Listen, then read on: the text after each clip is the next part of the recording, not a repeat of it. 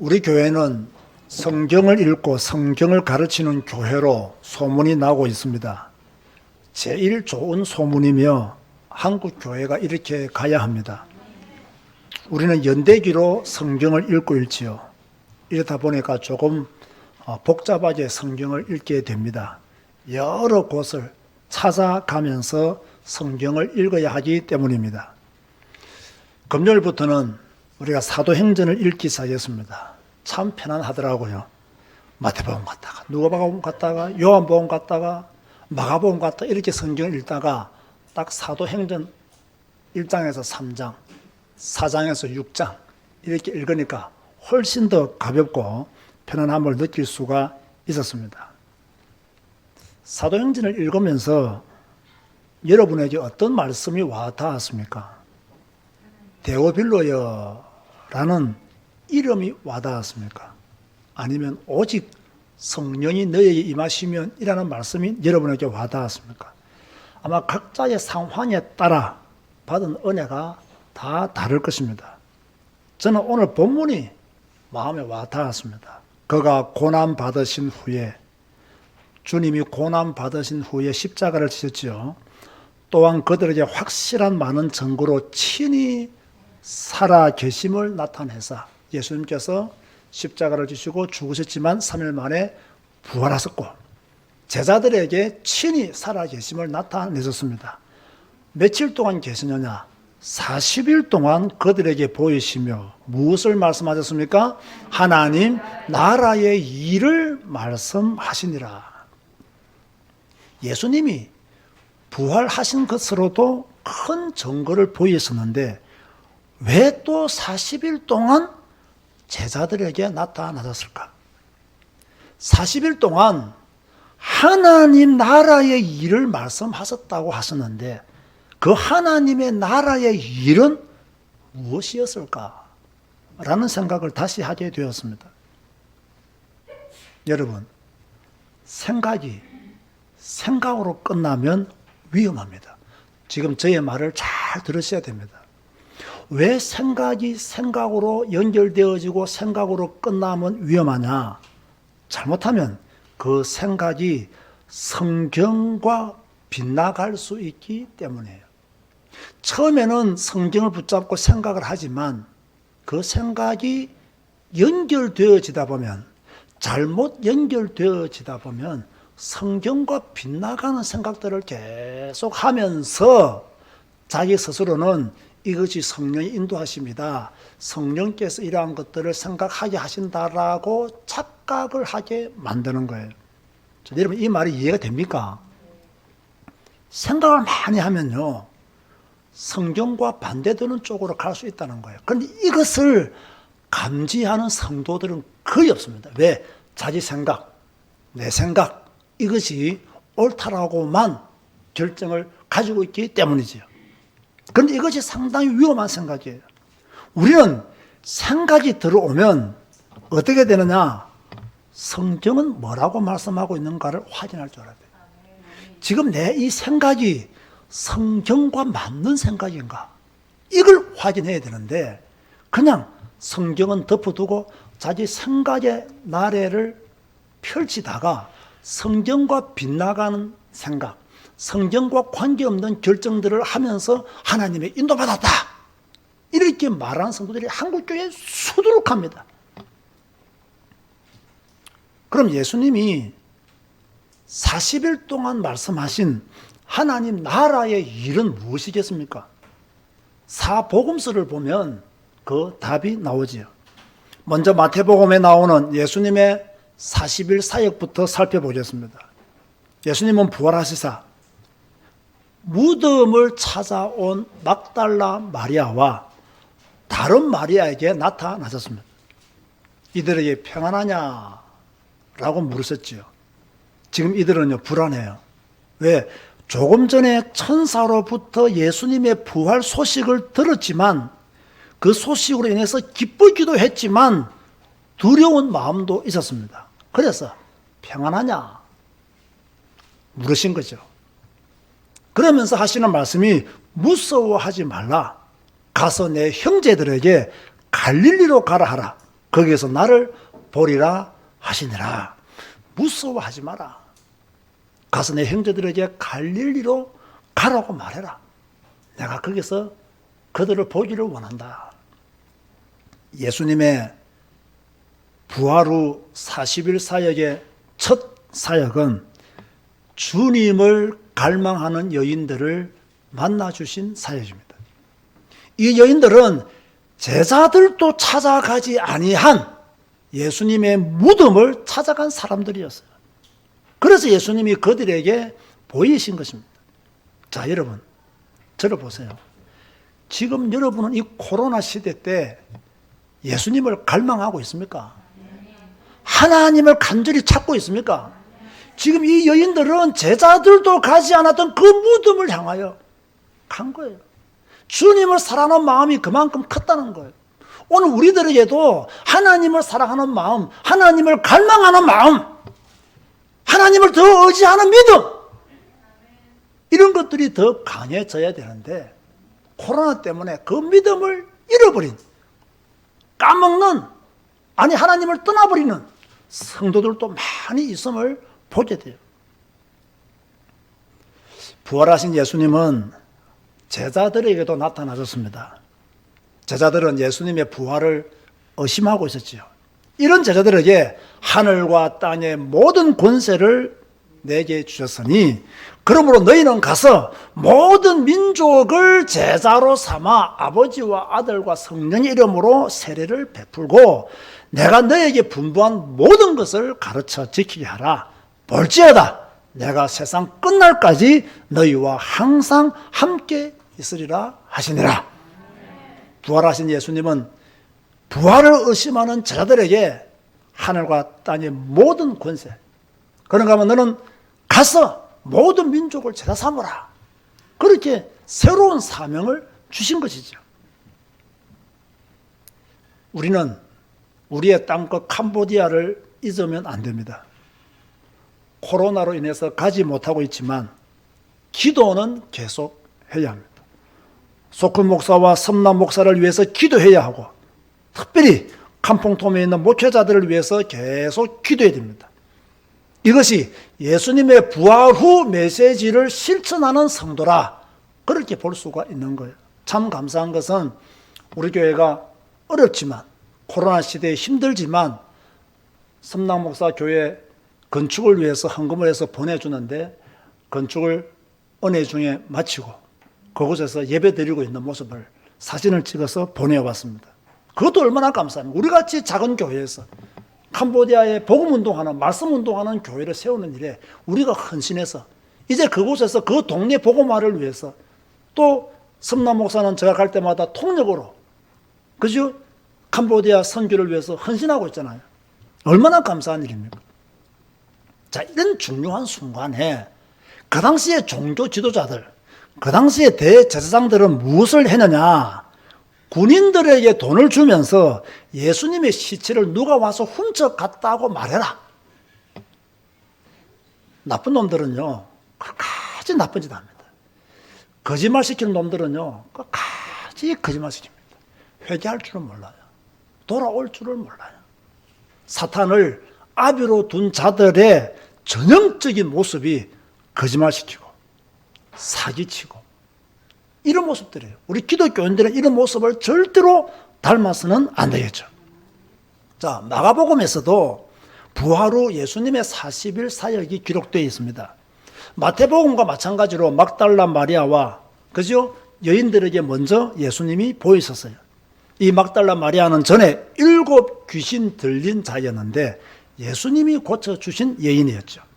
시골로 가는 2 제자에게 예수님께서 말씀을 가르칠 거예요.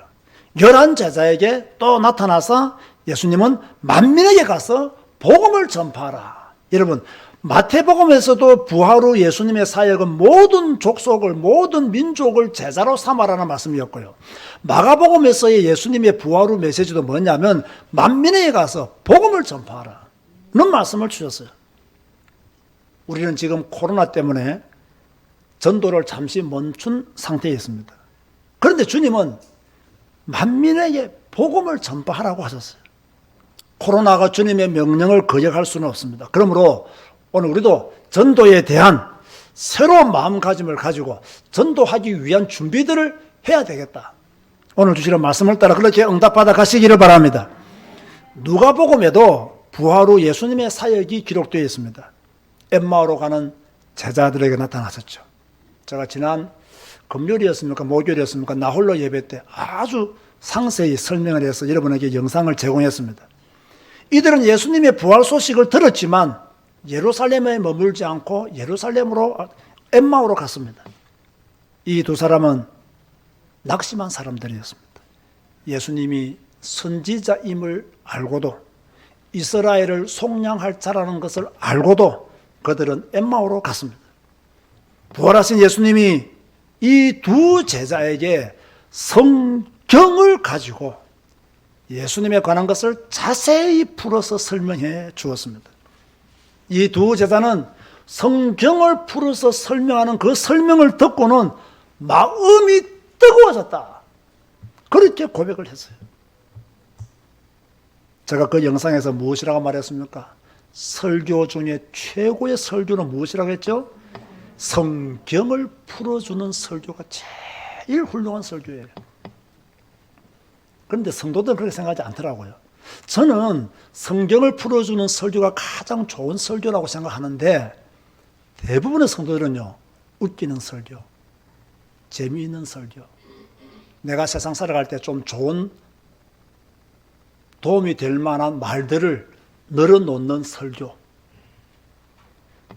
자신에게 힘을 주고 위로 주고 복받으라 하고 막 세상을 정복하라 그러고 괜찮다 그러고 이런 설교, 이런 것에 사로잡혀 있는 이런 것을 굉장히 좋아하더라고요. 저는 그런 설교가 좋은 설교라고 생각하지 않습니다. 목사가 성도들의 마음을 붕붕 띄워서 저 구름 위를 날아가도록 만드는 설교, 좋은 설교 아닙니다. 여러분의 발을 땅에 붙이도록 만들어야 되고, 여러분의 머리를 하나님을 향하도록 만들어야 되고, 여러분의 발이 그리스도의 말씀을 따라 살도록 만들어야 되고, 여러분의 소망을 하나님께 두는 그런 믿음의 규모를 갖추게 하는 설교가 좋은 설교다. 그런데 성도들은요, 이런 설교를 좋아하지 않아요. 성경적인 설교를 하면요, 어렵다 그래요. 성경을 안 읽으니까 어렵죠. 그래서 저는 확실히 믿습니다. 가장 좋은 설교는 성경을 풀어주는 설교다. 성도들은요, 목사의 신앙 색깔을 알아야 돼요. 다시 말해서 여러분이 제자교회를 다닌다. 그럼 제자교회 다니는 여러분들은 저 앞에 서 있는 목사가 어떤 신앙을 가지고 있는 목사냐, 어떤 목회를 하는 목사냐, 이걸 알아야 될까요? 몰라야 될까요? 알아야 되죠. 그죠? 아, 저 목사는 이런 신앙의 색깔을 가지고 있구나. 이런 메시지를 전하는구나. 아, 저 목사는 오직 성경을 강조하는 목사구나. 저는 여러분이 저를 볼 때 우리 목사님은 성격 급하다 이런 걸 좀 보지 않았으면 좋겠어요. 우리 목사님은 좀 그래 이런 걸 좀 보지 않았으면 좋겠어요. 뭘 보기를 원하겠습니까? 우리 목사님은 성격은 더럽지만 그래도 성경 강조하는 목사야. 그죠? 비록 나하고 생각이 안 맞을 때가 있지만 그래도 우리 목사님은 성경만 외치는 목사야. 이게 딱 되어지면요, 여러분하고 저하고는 신앙의 색깔이 딱 맞는 거예요. 그럼 여러분들 중에서는 나는 성경만 강조하는 교회는 싫어. 나는 성경만 가르치는 교회는 싫어. 나는 성경 읽기를 저렇게 강조하는 목사 밑에서는 신앙생활 못하겠어 하면 어떻게 되죠? 우리 길을 떠나는 거예요. 나는 그런 분들을 꼭 붙잡고 싶은 생각도 없어요. 내가 전에 몇 번 말했죠. 나는 장사꾼이 아니라고. 그렇잖아요. 나는 여러분을 통해서 이득을 취하고 싶은 생각이 전혀 없습니다. 저 진실입니다. 왜 이렇게 내가 확신할 수 있냐? 하나님은 내가 가난할 때도 나와 함께 하셨고, 내가 개척할 때도 나와 함께 하셨고, 내가 어려울 때도 나를 지켰었어요. 두려울 게 뭐가 있습니까? 그죠? 저는 나하고 신앙의 색깔이 안 맞는 성도들이 교회에 많은 걸 원하지 않습니다. 그래서 나는 대교회 목사가 될 수 없다는 걸 나는 알아요. 대형교회 목사가 될 수 없다는 걸 알아요. 왜? 나는 이 사람도 괜찮고 저 사람도 괜찮고 이렇게 해도 괜찮고 저렇게 해도 괜찮고 이런 지대도 괜찮고 저런 지대도 괜찮고 그런 것을 모두 다 용납할 수 있는 큰 그릇의 목사가 아니에요. 저는 어떻게 하든지 간에 우리가 비록 성격은 다 다르지만 고향은 다 다르지만 환경은 다 다르지만 그래도 이 모든 것을 짊어지고 성경대로 한번 가보자.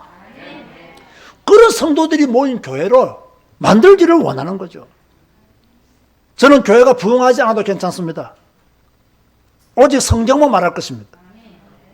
고리타분하다고 욕을 해도 욕을 들어먹어도 나는 괜찮습니다. 왜? 성경만 말할 것이기 때문에.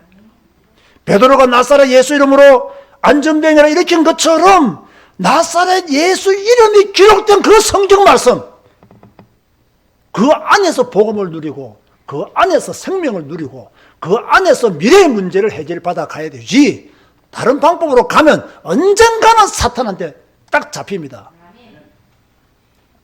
어느 한 분이 제가 운영하는 언택트 교회 유튜브에다가 댓글을 달았어요. 여러분들은 그거 잘 안 보시겠지만은요, 저는 이렇게 잘 봐요. 성경을 이렇게 읽어라 라는 그 영상에다가요, 한 분이 댓글을 달더라고요. 어허, 참 고리타분한 목사네 이렇게 써놨어요. 제가 성경을 이렇게 읽어라 라는 그 영상인 것 같아요. 거기다가 어허, 참 고리타분한 목사네 이런 걸. 요즘도 이런 무식한 목사가 있나, 이런 댓글들이 내 영상에 막 달려요. 저는 기분이 굉장히 좋아요. 왜? 이런 목사가 없다는 이야기거든. 그렇잖아요. 이런 목사를 만나보기 힘들다는 이야기거든요. 자기가 아는 주위에 있는 모든 목사는 이렇게 성경만 강조하지 않고 이런 것도 이야기하고 저런 것도 이야기하고 많은 풍성한 이야기로 성도들을 유혹하고 있는데, 저는 성경만 말하니까. 그런데 오늘 아침에 여러분 사도행전 읽었잖아요. 제자들이 뭡니까? 대제사장들한테 두들겨 맞고 놓으면서 뭐라고 말합니까? 이 핍박받는 것을 합당히 여겼다 그랬어요. 이걸 세 번역에 뭐라고 번역했습니까? 이제 우리가 예수 이름 때문에 핍박받을 자격 얻은 자가 되었다. 여러분, 예수님 때문에 받는 자극은, 핍박은 축복인지 믿으시기 바랍니다. 예수 이름 때문에 받는 핍박은 축복이에요. 이거 안 받으려고 하다가 제자들이 십자가 앞에서 다 도망갔잖아요. 성령 강림 이후에 달라진 제자들의 모습이 뭡니까? 이제는 예수 이름 때문에 받는 핍박을 기뻐하게 된 거예요. 즐거워하게 된 거예요. 요즘 예수 믿기 진짜 힘듭니다. 다 욕합니다. 마치 코로나로 교회가 이긴 것처럼. 중국을 욕해야 되죠. 중국을 욕해야 돼요. 중국이 일으켰잖아요. 중국을 책망해야 돼. 그런데 중국에 대해서 말 한마디 하지 않습니다. 마치 교회가 주범인 것처럼. 교회가 여러분 코로나를 만들었습니까? 말도 안 되는 짓을 하잖아요.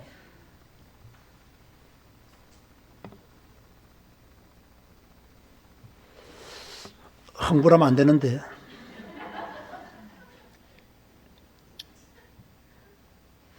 외형적으로 보면 우리 교회는 자랑할 것이 없습니다. 교회 건물이 좋습니까? 시설이 좋습니까?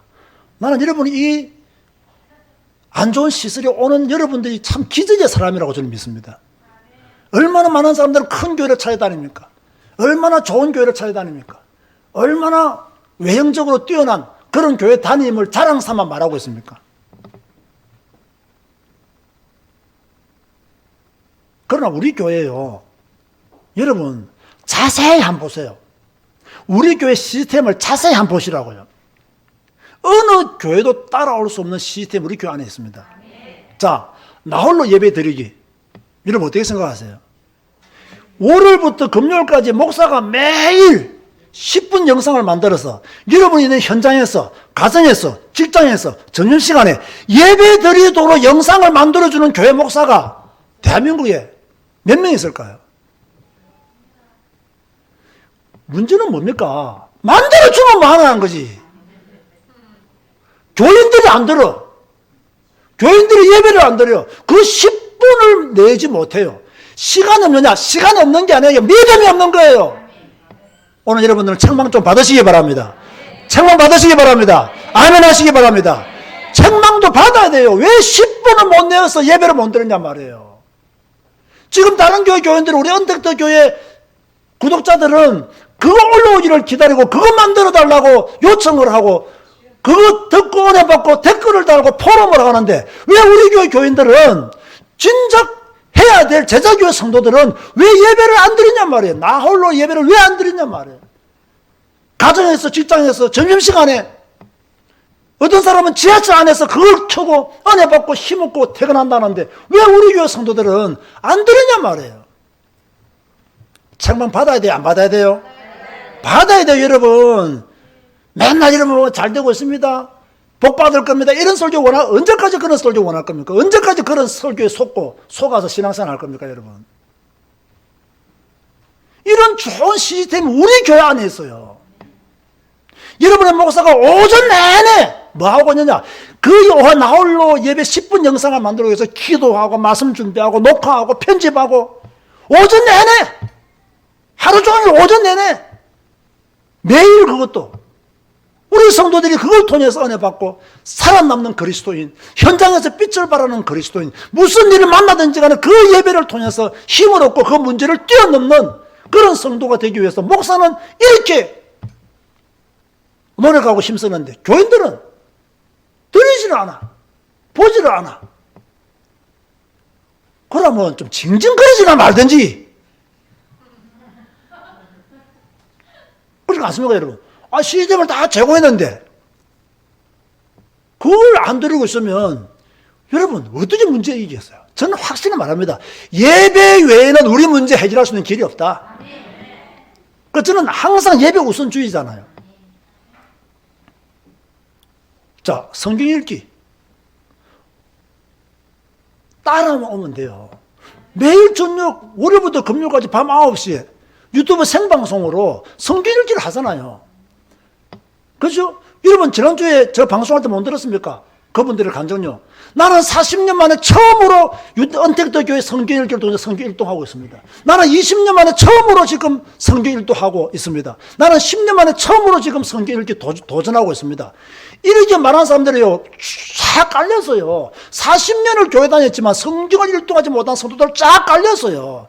여러분이 저녁 9시에 들어와서 저와 함께 성경만 읽어도 1년에 1동을 합니다. 이런 좋은 시스템을 왜 우리 성도들이 이용할 줄 모르냐는 거예요. 뭐가 그래 바쁘냐는 거예요. 뭐 여러분이 대한민국이라도 구원했습니까? 코로나 문제라도 해결했습니까? 왜 이래 바쁘냐는 거예요. 바쁜 게 아니에요. 믿음이 없는 거예요. 말씀에 대한 믿음, 말씀을 믿는 믿음, 말씀에 대한 확신, 이게 없는 거예요. 자, 1시간 기도해 보세요. 7시 반에 우리가 월요일부터 금요일까지 교회 모여서 기도해 하잖아요. 그죠? 기도가 되지 않으면 힘이 없어요. 그러나 기도가 되면 하나님이 일하신다는 것이 깨달아져요. 그런데 안 합니다. 안 해요. 자, 그러면서 우리 교회가 우리를 위해서 해주는 게 뭐가 있습니까? 성도들이 이런 말을 한다면 목사가 미치겠어요? 안 미치겠어요? 암 안 걸리는 게 다행이에요. 목사님이 우리를 위해서 해주는 게 뭐 있습니까? 안 해주는 거 있으면 말해보세요. 솔직히 말해서 안 해주는 거 있으면. 저는 여러분이 제게 목사님 제가 바빠서 밤 12시에 예배 드릴 수 있는 시간은 조금 남습니다. 나는 밤 12시 여러분 집에 예배 드리러 갑니다. 여러분이 요청하기만 하면 밤 2시라도 나는 갑니다. 여러분 저 말이 거짓말인지 진짜인지 한번 테스트하기 위해서요. 말해보세요. 진짜로 말해보시라니까요.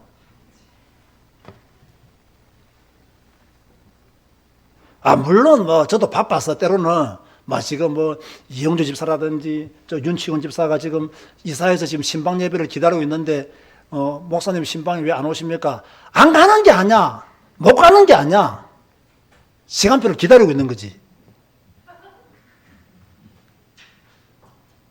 우리가요, 하나님이 이미 우리 교회, 저는 오늘 아침에요, 진짜 하나님이 우리에게 엄청난 축복을 주셨는데, 우리가 이걸 너무 가볍게, 가소롭게 여기고, 이걸 중요하게 생각하지를 못하는구나. 여러분, 우리 교회가 하고 있는 거 지금 잘 보세요.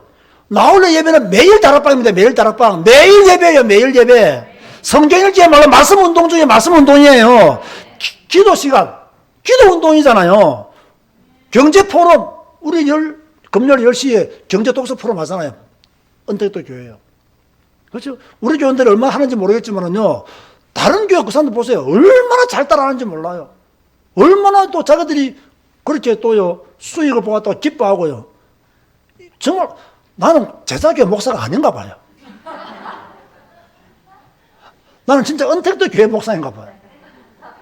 그 사람들이 더 잘 따라하고, 더 잘 순종하고, 더 잘 이렇게요, 받아들이고, 훨씬 더 잘 받아들여요.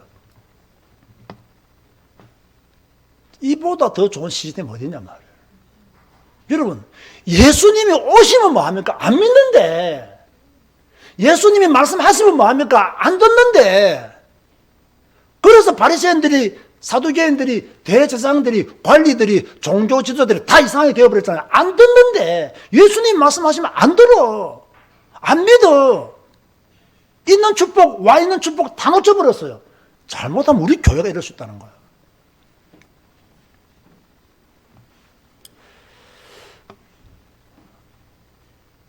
뭐 시험에 듭니까? 섭섭합니까? 약 오릅니까?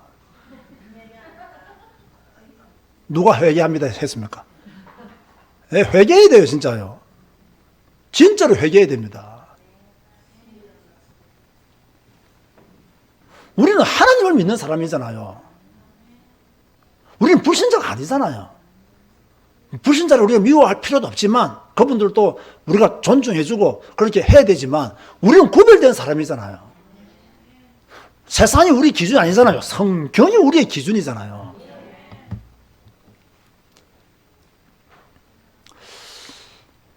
요한복음에도 나타난 예수님의 40일 사역이 있습니다. 막달라 마리아에게 나타났었고요. 제자들에게 나타났었고요. 그리고요, 예수님의 부활을 의심하는 도마에게 예수님이 너는 나를 본고로 믿느냐? 보지 못하고 믿는 자들은 복되도다 그랬습니다.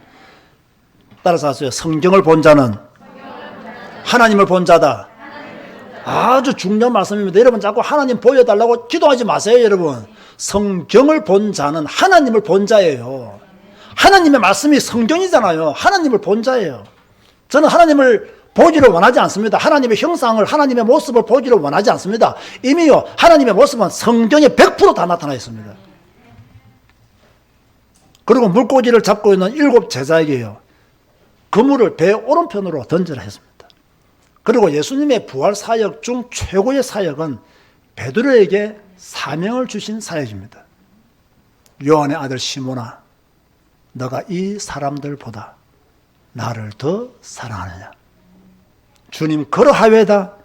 내가 주님을 사랑하는 줄 주님께서 아시나이다라고 베드로가 대답을 했습니다. 그때 예수님께서 내 어린 양을 먹이라, 내 양을 치라, 내 양을 먹이라고 하셨습니다. 여러분의 어린 양은 어디에 있습니까? 여러분이 먹일 어린 양은 어디에 있습니까? 이걸 찾는 시간 되시기를 바랍니다. 결론 짓고자 합니다. 40일간의 예수님의 사역은 다음과 같습니다. 예수님을 간절히 찾는 자들을 만나 주셨습니다. 두 번째, 제자들에게 사명을 주었습니다. 모든 족속을, 민족을 제자 삼아라. 만민에게 복음 전파하라. 베드로에게 어린 양을 먹이라. 사명을 주셨습니다.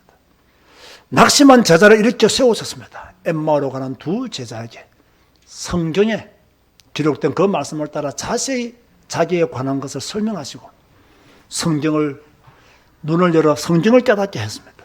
낙심한 제자들을 일으켜 세웠습니다. 그리고 제자들과 함께 식사도 같이 했습니다. 성경을 풀어서 그들에게 말씀을 주셨지요.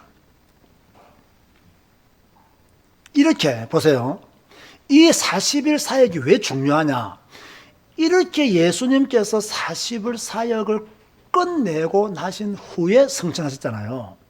이 40일 사역 후에 성천하셨는데 이 40일 사역을 통해서 예수님을 만났던 사람들이 마가다락방에 모인 거예요.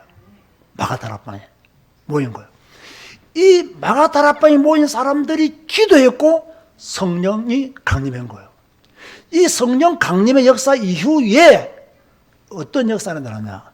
베드로가 성전 미문에 앉아있는 나면서부터 걷지 못했던 사람을 이렇게 세우고요. 핍박과 환난 중에서도 계속 복음을 전하는 거예요. 예수님의 40일 사역이 없었더라면 과연 마가다락방에 120명의 제자들이 모였겠냐는 거예요. 예수님의 40일 사역 때문에 마가다락방에 120명의 사람들이 모인 거예요. 그곳에 성령이 임한 거예요. 그 120명을 통해서 땅끝까지 복음이 전거되는 역사가 지금 우리 시대까지 내려오게 되었단 말이에요. 그만큼 예수님의 40일 사역이 중요하다는 거예요. 사랑하는 성도 여러분, 오늘 전한 예수님의 부활 메시지를 기억하시기 바라고요. 또 오늘 전한 우리 교회 안에 있는 좋은 시스템을 100% 활용하는 여러분 되시기를 주님의 이름으로 축원드립니다.